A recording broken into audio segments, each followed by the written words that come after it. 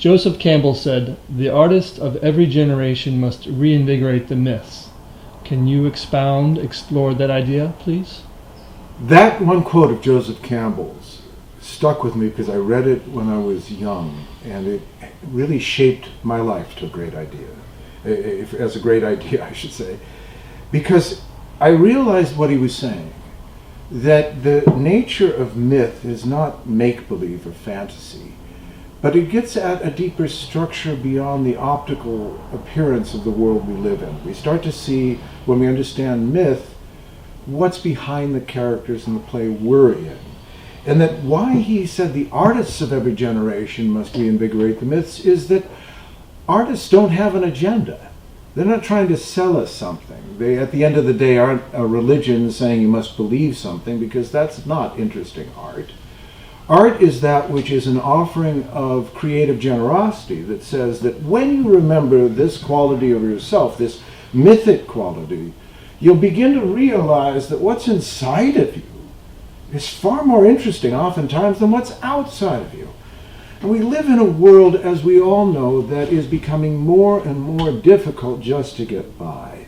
I don't have time to do this, I can't do that. And my point here in my home was I lived in that world too, that wasn't interested in myth, wasn't interested in archetype. There were a few, but most didn't have the time for it because they wanted whatever was happening culturally to be what was at their table. And what was interesting to me, this mythology, archetype, the story, I realized I had to create a place for it. The world didn't have a place for it. That's why I talk about my discussion groups.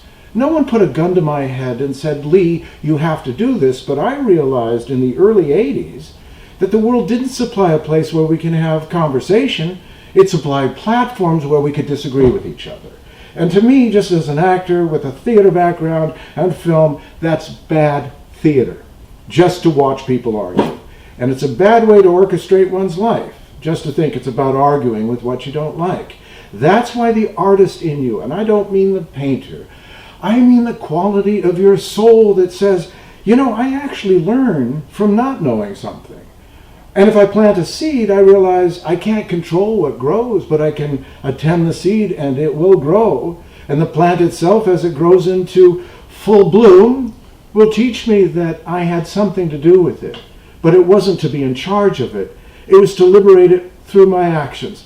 So if we think about the artists of every generation must reinvigorate the myths, let's think about that.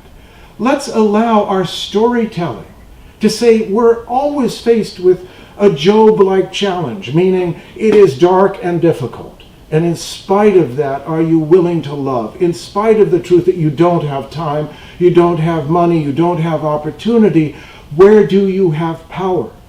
And that is how you spend your own time with yourself. I got a sketchbook not because I was going to be an artist, not because I thought I was so profoundly talented. I got it because I needed to not go mad on a certain level. And I think that's what we need to reclaim. Not to be artists to prove anything. We're not messiahs. We're not here to change the world. And if the world is a dark place, maybe it's how do we turn this despair into music?